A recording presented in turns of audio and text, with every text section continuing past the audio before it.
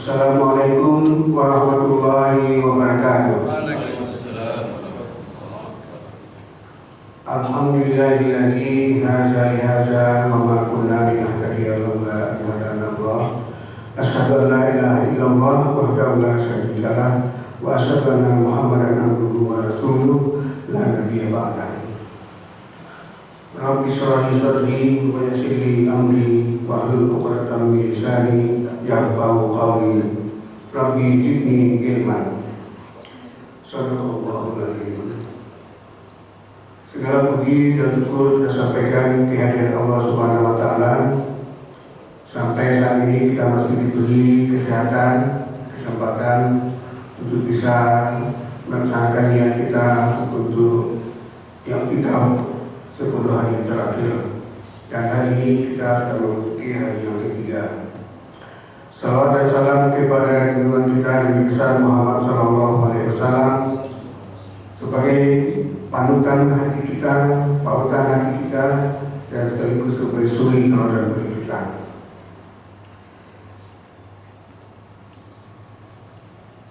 Ketua Dewan Dakwah yang saya hormati, yaitu Al-Mukarram Dr. Pan Sembilan LCMA, beserta segenap pengurus Dewan Dakwah dan juga pengurus Masjid Asy-Syifa Yasin Bukit Tinggi, dan khususnya untuk bapak-bapak dan ibu-ibu, saudara-saudara dan adik-adik yang ikut iktikaf di tahun 1447 Hijriah ini. Nah, sebagaimana biasa, tema yang diberi kepada saya adalah pengantar tahsin.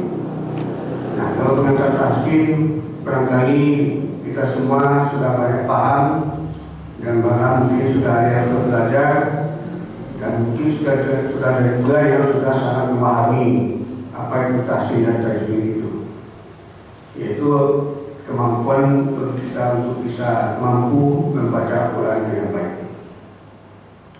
Sebagaimana firman Allah Subhanahu wa taala dalam surat Al-Muzammil ayat yang 4. Warattil Qur'ana tartila. Bacalah Al-Quran itu dengan tartil. Nah, tartil di sini pengertiannya adalah bagaimana kita bisa membaca Al-Quran sesuai dengan hukum tajwidnya dan juga sesuai dengan hukum tahsinnya. Itu arti tartil. Nah, kalau kita tidak bisa membaca tartil, itu berarti kita masih belum bisa juga memahami Al-Quran itu dengan baik. Nah, untuk itu perlu kita bangun satu kerangka berpikir. Kalau kita lihat kondisi umat Islam saat ini, itu bisa dibagi 3 kelompok terhadap Al-Quran. Yang pertama, zalimul nafsi, yaitu orang yang menganiaya dirinya sendiri. Apa maksudnya menganiaya diri sendiri itu? Yaitu tidak memanfaatkan Al-Quran sebagai petunjuk dalam kehidupannya. Jadi jangankan dengan memakai Al-Quran sebagai petunjuk, membacanya pun juga masih belum bisa, atau terbata-bata, atau tidak paham, atau tidak sampai kepada tadabbur Al-Quran. Itu yang pertama. Kelompok yang kedua, muktasid. Ini orangnya pelan ya. Jadi kadang-kadang ada waktu baca Al-Quran, kalau tidak ada waktu tidak ada baca Al-Quran. Sekarang kita balik, sesibuk apapun kita harus kita sediakan waktu untuk membaca Al-Quran. Nah, ini yang penting. Jadi tiada hari tanpa membaca Al-Quran. Bagaimana metodenya, bagaimana strateginya, bagaimana caranya, itu dikembalikan kepada kita. Mau selepas sholat wajib, sudah subuh, gunakan waktu mungkin 20 menit, 10 menit untuk mempelajari tahsinnya, mungkin 10 menit untuk tahfiznya, menghafal Al-Qurannya. Sehabis sholat zuhur juga begitu, sholat asar 5 waktu. Nah, kalau metode yang kita gunakan itu secara tidak langsung, Setiap selesai salat wajib kita sudah bertambah murajaah hafalannya. Nah itu, jadi ada sebuah penelitian di Padang, tidak usah saya sebutkan perguruan tingginya. Di saat mahasiswa akan melakukan wisuda, dites kemampuan membaca Al-Quran itu. Ternyata hasilnya adalah 75% tidak memiliki kemampuan untuk membaca Al-Quran. Coba bayangkan, itu baru satu perguruan tinggi. Nah, karena saya juga dari dulu di SLTA, saya coba ada sekitar 21 kelas, itu paling-paling yang mampu membaca Al-Quran itu 5 orang. Nah, kira-kira apa penyebabnya? Jadi penyebabnya ini, kalau boleh kita melakukan analisis, barangkali ini kepada mahasiswa mungkin bisa juga melakukan kajian ini kan. Karena dalam budaya kita, khususnya baik itu secara nasional, apalagi daerah Sumatera Barat, itu khatam Quran itu sudah bertradisi dan sudah berbudaya, dan itu bagus, alhamdulillah. Tapi perlu kita analisis dan perlu kita kritisi bahwa setiap anak-anak yang akan khatam Quran itu lalu dipilihkan suratnya, dipilihkan ayatnya, disuruh anak menghafal. Setelah menghafal, lalu ditentukan juaranya, mereka akan mendapatkan hadiah, ada karpet yang megang, ya, dan lain sebagainya. Jadi motivasinya hadiah. Jadi perlu kita tingkatkan menjadi kuantitasnya, kualitasnya juga. Nah, bagaimana caranya kualitas itu? Ditingkatkan lagi adalah setiap anak yang khatam Quran itu tidak ditentukan lagi suratnya. Kita undi surat yang kita keluarkan. Mungkin nanti dia dapat surat Al-Baqarah, mungkin nanti dia dapat surat Hud, mungkin nanti dapat surat Yusuf, atau surat Sajadah, atau surat Yasin. Nah kalau begitu, setiap halaman Al-Quran yang dibaca, anak mampu membacanya, itu baru namanya bisa khatam Al-Quran. Jadi pengertian khatam itu bukan sekedar tamat membaca saja, bukan sekedar tamat membaca saja, tetapi mampu memahami hukum tajwid dan tasbihnya. Nah, karena dia itu 4 tahun itu, atau 2 tahun dan memang di kelas 4, kelas 5, kemudian kelas 6. Itu waktu yang cukup panjang untuk mereka bisa belajar. Hanya tinggal lagi bagaimana metodenya dan strateginya sehingga anak itu mampu. Itu persoalan pertama. Kita lihat analisis kondisi lapangan. Rata-rata khatam Quran itu memang ditentukan ayatnya, ditentukan suratnya, dan itu dihafal. Nah kalau dihafal itu mudah hilang. Karena tasbih itu anak-anak bolehlah, mungkin anak-anak TK, anak-anak PAUD itu boleh metode tasbih. Mereka kena banyak memanfaatkan indera telinga untuk mendengarkan. Itu boleh. Tapi kalau sudah SD, sudah SMP, itu harus dilengkapi dengan metode yang lain, itu dengan meningkatkan perbacaan tajwidnya. Nah oleh karena itu perlu menjadi perhatian kita bersama, terutama lembaga-lembaga MDA, lembaga-lembaga organisasi kemasyarakatan Islam itu perlu mengambil bagian supaya generasi kita ini tidak lagi buta Al-Quran atau tidak kenal dengan Al-Quran. Maka bagus juga tradisi beberapa daerah, ada tradisi membaca Yasinan. Itu kalau ada yang meninggal membaca Yasin itu bergiliran seperti tadarus. Kalau tidak pandai betul-betul malu, sehingga memotivasi yang muda-muda untuk tetap belajar Al-Quran. Jadi daerah-daerah yang seperti itu tidak ada anak muda yang bisa belajar Al-Quran. Nah itu manfaatnya. Terlepas nanti apakah bagaimana hukumnya, apa contoh ada Nabi atau tidak segala macam. Tetapi yang jelas tradisi itu bermanfaat untuk generasi muda menghafal dan mempelajari Al-Quran. Itu mungkin menyebabkan problematika. Nah, setelah tamat di MDA khatam Quran, masuk SMP. Sampai di SMP pelajaran ke banyak, tugas ke banyak, tidak ada lagi belajar Al-Quran. Sampai SMA begitu juga, sampai perguruan tinggi juga begitu. Itulah kondisi yang terjadi, sehingga Al-Quran itu berdebu di atas lemari, tidak pernah dibuka. Seperti itu waktu dibeli atau disumbang dihadiahkan, seperti itulah sekian tahun lamanya itu. Nanti kalau ada keluarga meninggal baru membuka Al-Quran kembali. Nah, ini perlu menjadi perhatian kita bersama. Oleh karena itu, apa yang harus kita lakukan? Tidak lain adalah bagaimana bisa kita setelah MDA itu tetap ada lanjutan pendidikan Al-Quran itu. Nah, bagaimana strateginya? Karena kesibukan dicari waktu yang bisa anak-anak tetap ikut. Apalagi sekarang ini pengaruh internet, gadget itu mengalahkan semua informasi dalam kegiatan keagamaan. Ini perlu ada semacam strategi gitu ya, yang bisa menarik perhatian remaja-remaja kita ini untuk bisa mempelajari Al-Quran itu.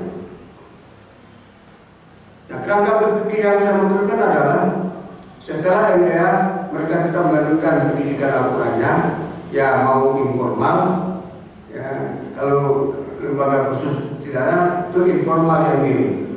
Jadi kepada orang tua juga perlu menjadi perhatian. Les matematika saya sekian membayarkan, les bahasa Inggris sekian dunia. Tapi Al-Quran sudah digratiskan, dan juga ada yang mau ikut belajar. Jadi Dewan Dakwah sudah membuka Institut Qurani Dewan Dakwah. Sudah ada pembelajaran untuk orang-orang yang menyesal. Artinya lama kedua, lama 35, lama keluarga, tapi masih terbata-bata baca Al-Quran. Ada yang ikut sekarang, itu setiap hari Sabtu jam 1:30. Itu sampai saat ini terus saya dampingi itu tetap terlaksana dengan baik. Ini motivasinya seperti itu, tetap ada jalan. Tidak ada pungut biaya gratis. Nah, di kerangka berpikir itu artinya kita muhasabah diri kita, sejauh mana kemampuan kita membaca Al-Quran itu biasanya, sejauh mana pula kemampuan kita mempelajari tajwid itu, kemampuan tajwidnya itu, kemampuan tahsinnya itu. Kalau kita merasa belum lagi, ya ikutlah belajar itu. Jadi input kemudian diproses, setelah proses itu hasilnya nanti minimal kita menjadi qari untuk sebagai seorang muslim. Artinya bekolah dulu apakah menjadi ustadz atau tidak, menjadi ulama atau tidak, tetapi yang pertama dulu menjadi qari. Apa arti qari? Qari orang yang ahli dan mampu membaca Al-Quran sesuai dengan qiraat Al-Qurannya, sesuai dengan buku tajwid dan tahsinnya. Itu baru meningkat yang kedua menjadi hafizah. Bagaimana kita mau menghafal Al-Quran kalau tajwidnya tidak tahu kita, dengungnya, pada pendeknya tidak tahu kita. Kalau kita hafal juga Al-Quran tanpa mengenal tajwid dan tahsinnya itu, maka hafalan kita itu salah.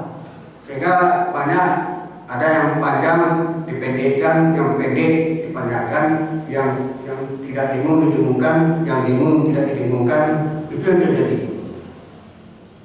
Yang ketiga, kalau kita sudah kaji baca Al-Quran, kita mampu menjadi imam sholat, minimal imam sholat untuk keluarga kita. Bulan dulu mesti ada masalah imam sholat di keluarga kita. Seorang kepala keluarga harus mampu menjadi imam bagi keluarga. Bagi anak laki-laki harus mampu menjadi imam bagi keluarga. Kalau ada musibah bagi kita, orang tua kita meninggal, lebih afdal kita yang menjalankannya. Tapi kalau kita tidak mampu, jangan coba-coba. Nah, bisa salah juga. Orang tua kita dizalimi kalau kita tidak pandai menjadi imam jenazah, tapi kita coba juga maju, nah itu salah tadi. Nah, lebih baik diserahkan kepada ustadz yang mampu untuk itu. Yang keempat, menjadi ustadz dan ustadzah. Ini kunci yang pertama itu kemampuan baca Quran itu. Mau membaca firman Allah, baca Quran. Mau membaca sabda Nabi, bahasa Arab juga, bahasa Al-Quran juga. Jadi harus bisa tajwidnya dan tahsin itu. Nah, ini maaf, ada juga sahabat kita yang menjadi imam tapi bacaannya belum sesuai dengan tajwid dan tahsin. Nah, ini perlu juga menjadi catatan bagi lembaga dakwah, bagi lembaga organisasi ustadz dan ustadzah. Ini perlu juga ustadz itu berkumpul mengkaji tajwid dan tahsin ini. Ini karena ada juga tradisi jemaah kepada imam di depan. Kemudian yang kelima adalah sebagai mukmin sejati kita perlu bisa membaca Al-Quran. Dengan kita bisa membaca Al-Quran, kita bisa menjadi bagian dari keluarga Allah. Nah, kita bisa menjadi sahibullah. Jadi siapa itu sahibullah? Sahibul Quran, orang yang bersahabat dengan Al-Quran. Bagaimana kita bersahabat dengan Al-Quran kalau kita membaca kita tidak bisa? Jadi alhamdulillah kita laksanakan tahsin, melaksanakan kajian tahsin, kemudian dalam rangka kegiatan pada i'tikaf ini. Kita yang sempat hadir i'tikaf di tahun ini berarti kita orang-orang yang dipilih oleh Allah untuk menjadi keluarganya. Nah, tinggal kita lagi memanfaatkan waktu untuk selalu membaca Al-Quran. Dan satu kali kita tingkatkan menjadi tadabbur Al-Quran. Nah, yang pertama ini zalimul nafsi, orang yang rugi, orang yang menganiaya dirinya sendiri, yaitu tidak menjadikan Al-Quran untuk menjadi petunjuknya. Bagaimana bisa menjadikan petunjuk kalau kita tidak bisa membaca Al-Quran? Nah, oleh karena itu, bagaimana kita bisa menjadi orang-orang yang bisa bersahabat dengan Al-Quran itu? Oleh karena itu, apa hukum mempelajari tajwid dan tahsin itu? Itu adalah kalau mempelajari ilmu tajwid dan tahsin itu fardu kifayah. Tidak dituntut bagi setiap kita itu paham mempelajari ilmu tajwid itu. Tetapi mengamalkannya wajib mengetahui ilmu tajwid dan tahsin. Bagaimana kita bisa membaca Al-Quran kalau ilmu tajwidnya tidak bisa, tahsinnya tidak bisa? Oleh karena itu, artinya kita dalam membaca Al-Quran itu perlu kita paham ilmu tajwidnya. Walaupun kita tidak dituntut untuk mempelajarinya, tapi kita dituntut untuk memahaminya karena kita akan membaca Al-Quran. Lalu berikutnya adalah mengenai apa itu pengertian tahsin.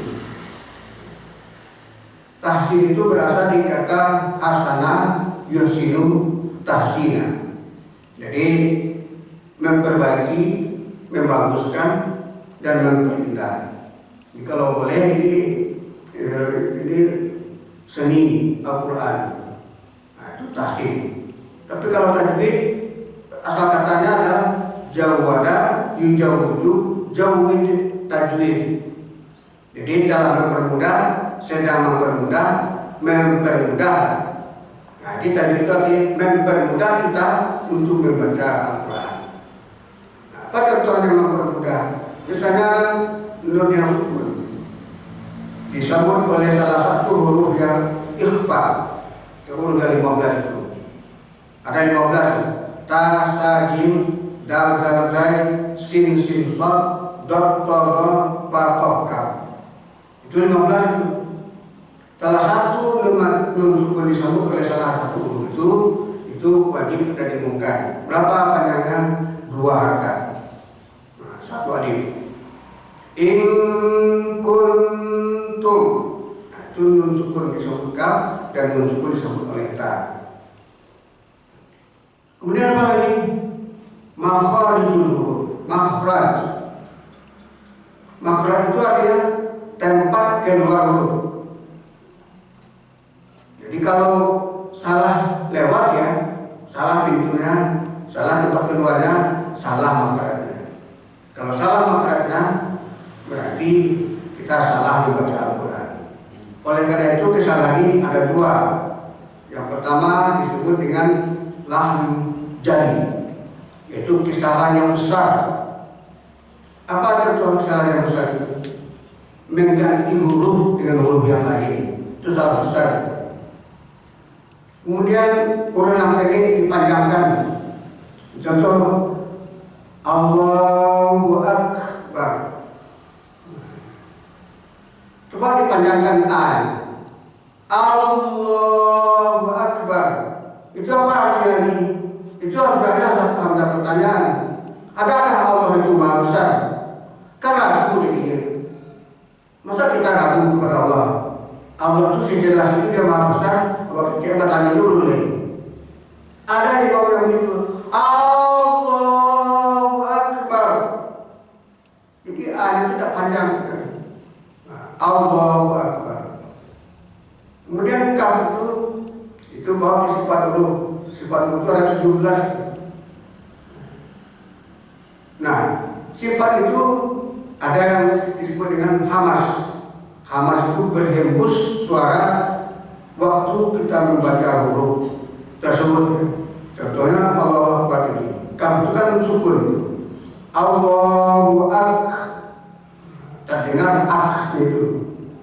Jadi bukan berarti Allahu Akbar jadi hamzah dia. Kok kaf ditukar dengan hamzah? Bertukar hurufnya, bertukar maknanya. Nah, ini hati-hati kita perlu belajar tajwid juga. Yang kedua, lahn khafi. Jadi kesalahan yang tidak besar, kecil, tetapi berpengaruh juga. Misalnya memendekkan yang panjang atau memanjangkan yang pendek, yang dengung kita didengungkan, itu khafi. Oleh karena itu ada tiga tingkatan membaca Al-Quran itu. Yang pertama disebut dengan tartil. Itu dia surat Al-Muzammil ayat 4 ini. Warattilil Qur'ana tartila. Bacalah Al-Quran itu dengan tartil. Nah, tartil di sini sempurna tajwidnya, sempurna tafsirnya, bukan sempurna lagunya. Nah, hati-hati juga. Ada lagu hebat, qari betul ya, tapi coba perhatikan tajwidnya.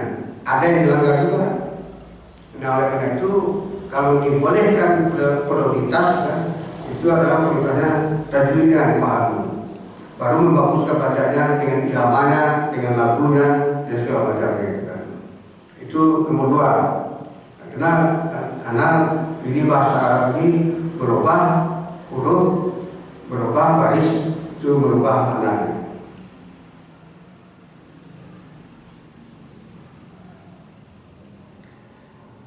Oleh karena itu, apa yang harus kita lakukan? Kata-kata apa yang harus kita lakukan supaya kita bisa menambah pengetahuan kita, menambah ilmu kita, menambah kompetisi kita terhadap membaca Al-Quran ini. Yang pertama adalah niat. Niat itu dalam surat Al-Bayyinah ayat yang kelima, wa ma umiru illa liya'budullaha mukhlishina lahu-d-din.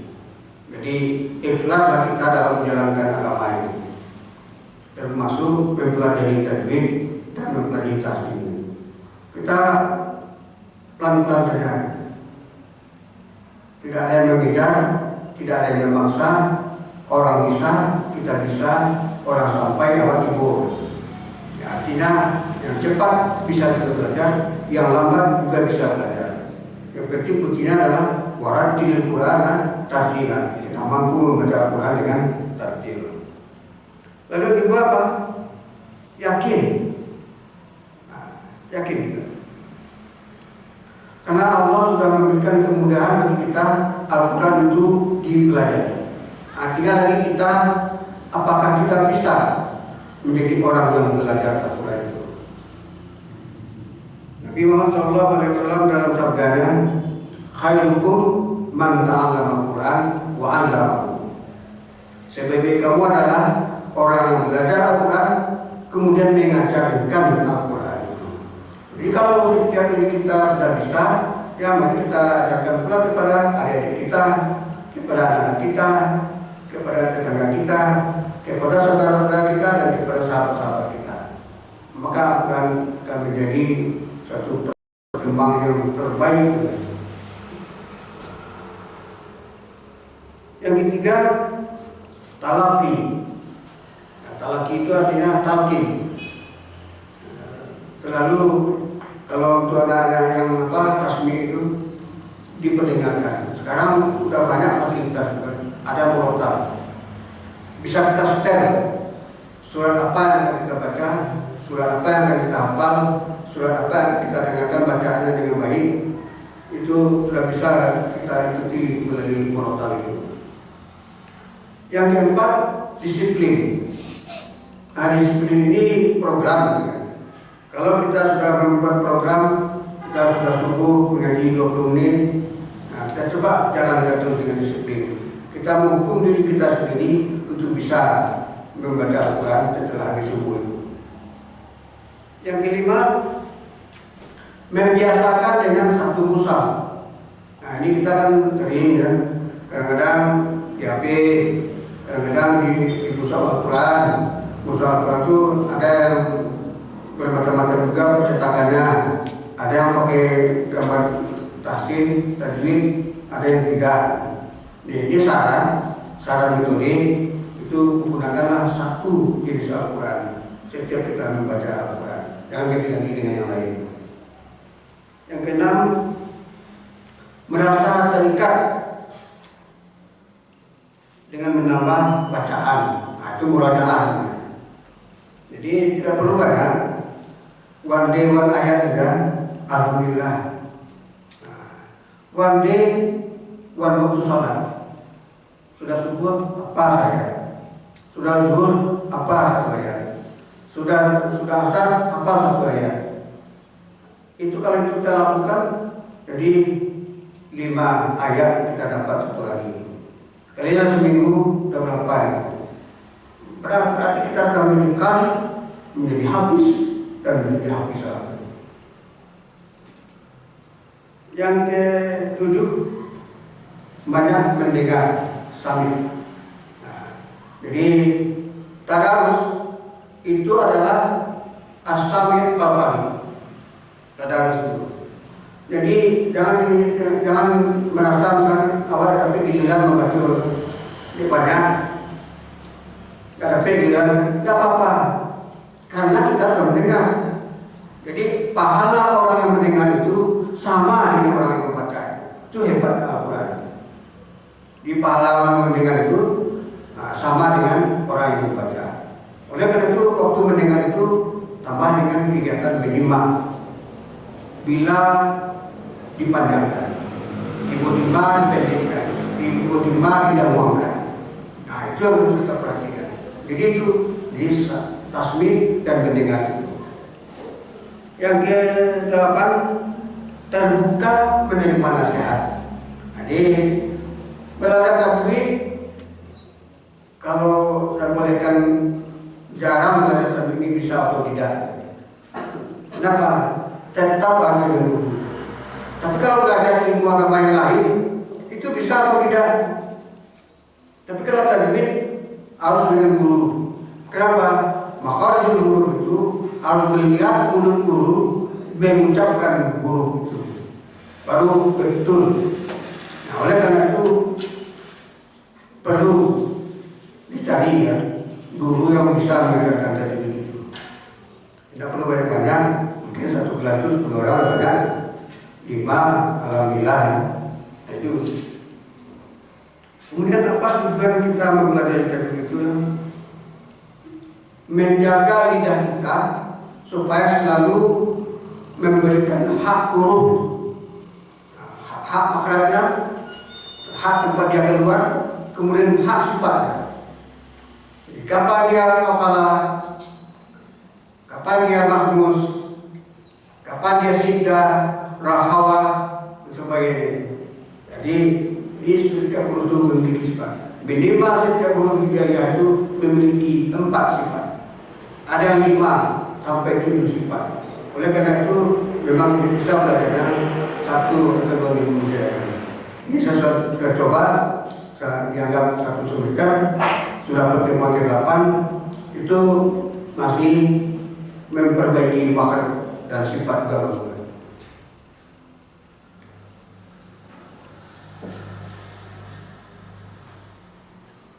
Sebagai penutup di pertemuan kita di malam hari ini, mungkin ini menjadi motivasi bagi kita. Ada 5 makhraj huruf. Yang pertama, fajwatul batni. Itu boleh juga disebut dengan al-jawb. Al-jawb itu artinya jalan nafas, rongga perut. Hurufnya 3, alif, waw, ya. Nah, alif, waw, ya inilah yang menjadi dasar seluruh mat. Mau mat asli, mau mat tabi'i, mau mat apa, mat alif sukun, mat iwal, semuanya alif, waw, ya itu dasarnya. Yang kedua adalah huruf halaq. Halaq itu adalah huruf kerongkongan. Halaq. Hurufnya 6, hamzah, ha, ain, ha, ghain, kha. Yang ketiga huruf lisan. Jadi alat lidah kita sebagai alat ucapan keluarnya huruf itu ada beberapa huruf yang keluar.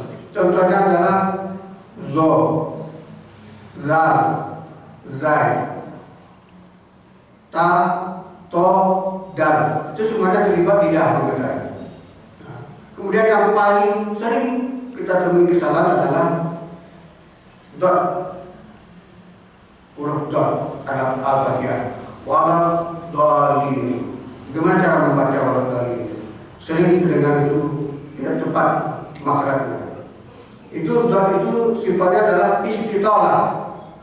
Apa arti istitalah itu? Berkekalan lidah kita di saat membaca huruf dot yang bertasdid itu. Berapa lamanya? 1 alif atau 2 harakat. Kemudian ada orang mengganti dot itu dengan dal. Kenapa? Karena salah makhraj. Dia makhraj itu mulai dari ujung lidah sampai ke pinggir-pinggirnya diarah ke geram sebelah kiri. Dot. Jadi bukan dot. Kalau dot itu dal. Nah, kalau dal itu pertengahan lidah. Nah, jadi hati-hati dengan makhraj. Jadi walau dhalin. Jadi tahan sebentar waktu dot tasdid itu. Bukan hanya walau dhalin saja. Setiap dot baca ini dimanapun bertemu itu tetap istitalah sifatnya. Apa arti setelah menahan sebentar waktu membaca dot yang bertasdid itu istitalah. Ini yang jarang ditemukan. Kemudian di Al-Fatihah beda ha dengan ha. Jadi ada tempat kedua itu di pangkalnya, ada pertengahannya, ada di belakangnya itu. Dia hamzah, ain, ha, ghain, kha. Ha dengan ha. Itu ada tarikan nafas dari logam kita itu. Ha. Tidak ada hubungannya. Beda tempatnya. Alham, beda kan? Nah, membedakan itu makanan itu benar. Jangan nanti kita waktu baca bismillah betul, tapi baca alham sudah salah lagi kan? Bismillahirrahmanirrahim. Waktu baca Al-Fatihah, alhamdulillah, sudah diganti ha dengan Ar-Rahmanir Rahim. Kemudian juga yang sering salah artinya adalah An'amta. Hamzah diganti dengan ain. Siratal ladzina an'am diganti dengan ain. An'am, coba dengarlah sedikit itu.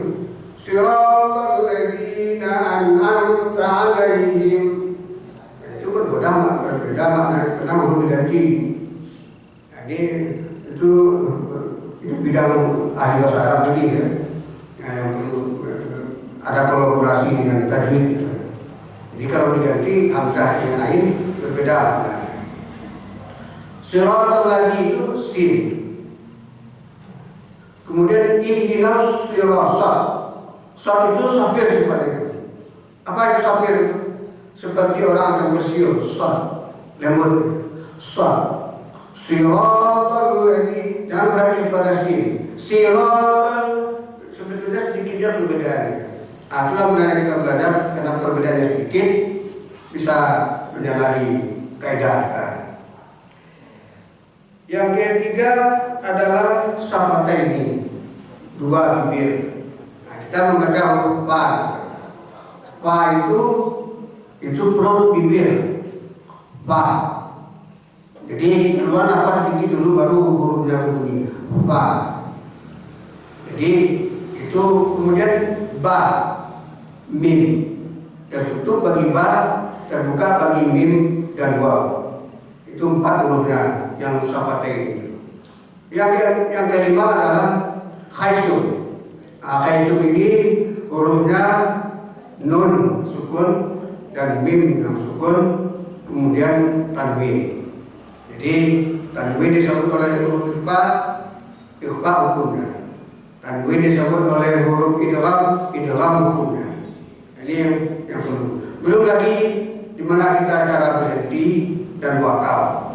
Dia saya tutup dengan wakaf adalah kita berhenti menghentikan nafas dan suara. Ihdinas siratal mustaqim. Itu berhenti. Kenapa? Suara kita berhenti, nafas kita berhenti. Tapi ada suara berhenti, nafas tidak. Nah, itu yang sakta itu. Ada beberapa tempat di Al-Quran. Ini memang perlu waktu ya bagi jamaah yang ingin memperdalam ini. Silakan hadir di Dewan Dakwah setiap Sabtu jam 13.30 ya. Terbuka untuk umum ya. Terbuka untuk umum. Semoga ada manfaatnya. Kalau seandainya ada kesalahan itu dari saya sendiri, kebenaran dari Allah Subhanahu wa taala. Wabillahi taufiq wal hidayah. Wassalamualaikum warahmatullahi wabarakatuh.